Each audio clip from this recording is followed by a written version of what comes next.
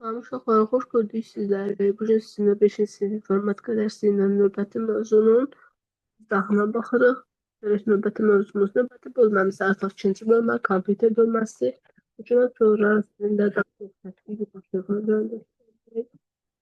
Təbii ki, bir neçə mövzu sonra bugünkü dərsimiz isə fərdi kompüterlərdir. Kompüterlərin bir neçə növü var. Fərdi kompüterlərin tarixindən danışmaq istəyirəm ilk öncə sizə. Fərdi kompüterlər 1981-ci ildə yaradılmışdır. 1985-ci ildən isə artıq kütləvi şəkildə bunun satışına başlanılmışdır. Fərdi kompüter deyəndə ilk növbədə masanın üzərinə qoyulan və yaxud da çantada daşına bilən kompüterlər yada düşür. Yəni bu hər bir şəxsin özünə məxsus olan evdə, məktəbdə, iş yerində istifadə etdiyi kompüterlərdir. Fərdi kompüterlərin özlərinin də müxtəlif növləri var. Gəlin baxaq, əvvəlcə fəaliyyət bölməsinə deyir, kompüterləri müqayisə edir. Şəkildəki kompüterləri müqayisə etməklə onların oxşar və fərqli cəhətlərini müəyyənləşdir. Məsəl üçün, A variantında olan kompüterdə görürsünüz ki, çoxlu hissələr var, müxtəlif qurğular var. B variantında olan kompüterdə isə daha yığcam şəkildə görünür, amma yəni bu hissələr yoxdur, amma bu da böyük kompüterdir. C variantında olan kompüter daha yığcam kompüterdir. D variantında artıq biraz da kiçilib, bir hissədə yoxa çıxıb. E variantında olan kompüterdə yəni bir hissə daha yoxa çıxıb və daha kiçilib və F variantında olan kompüter isə demək olar ki, tam yığcam formadadır. Şəkillərdə görülən kompüterləri harda görmüsünüz, harda rast gəlmisiniz? Onların hansı ümumi cəhətləri var və bu kompüterlərdə hansı işləri görmək olar? Şəkildə görülən kompüterləri siz təbii ki, məktəbdə, mağazalarda, banklarda, restoranlarda, sonra xəstəxanalarda və gündəlik həyatımızda görə bilərsiniz. Şəkildə göstərilən kompüterlərin yalnız bir növüdür. Yəni onlara da dediyim kimi fərdi kompüterlər deyilir. Bu kompüterlərdən daha böyük kompüterlər də var ki, onlar daha güclüdürlər. Yəni həmin kompüterlər super kompüterlər, mikro kompüterlər, makro kompüterlər olaraq adlandırılır. Amma biz bugün sizinlə fərdi kompüterdən danışacağıq. Fərdi kompüter dediyim kimi bir şəxsin fərdi şəkildə istifadə etməsi üçün nəzərdə tutulmuş kompüterdir. Fərdi kompüterlərin ölçülərə və imkanlara görə bir neçə növləri var.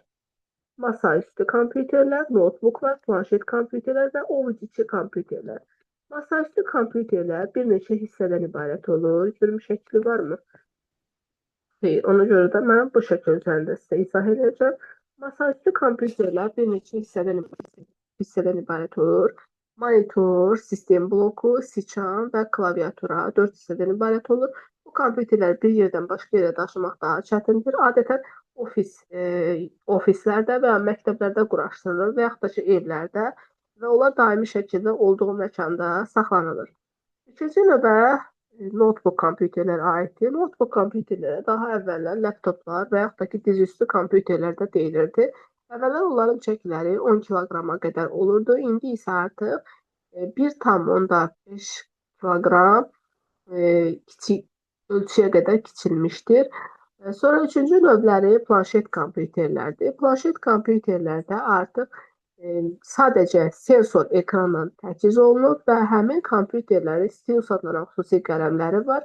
Rahat şəkildə bir yerdən başqa yerə daşına bilir və digər kompüterlər kimi onun da bütün funksiyaları dəstəkləyir və yəni həmin kompüterləri tam şəkildə əvəz edə bilir. Dördüncü növü isə ovuc içi kompüterlərdir. Ovuc içi kompüterlər isə belə deyim, qeyd dəftərçəsi funksiyasını yerinə yetirir. Onların da özlərinin xüsusi qələmləri var və həmin qələm vasitəsilə onu idarə etmək olur. Sual və tapşırıqlarda görək nə deyir? Fərdi kompüter nədir və onun hansı növləri var? iPad kompüterlərin hansı növünə aiddir? Uşaqlar, iPadlər kompüterlərin planşet növünə aiddir. Kompüterlərin telefonlarda var. Sizə aşağıdakı məqsədlər üçün kompüter almaq lazımdır. Hansını seçərdiniz? Evdə kompüter proqramlarında işləmək, böyük həcmli oyunlar oynamaq, musiqiyə qulaq asmaq.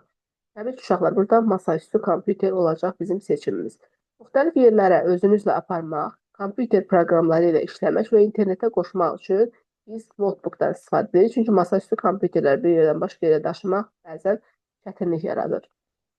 Sizə gələn məlumatları küçədə, evdə yaxud da başqa yerdə almaq və dərhal cavablamaq üçün təbii ki, ovuc-içi kompüterdən istifadə etmək daha əlverişli olar bizim üçün. Çünki noteboku daşımaq biraz çətin olar həmin mühitdə. Bugünkü dərsimizin izahı da bu qədər. Sağ olun, salamat qalın. Eyni zamanda sual və tapşırıqları özünüz işləməyi unutmayın.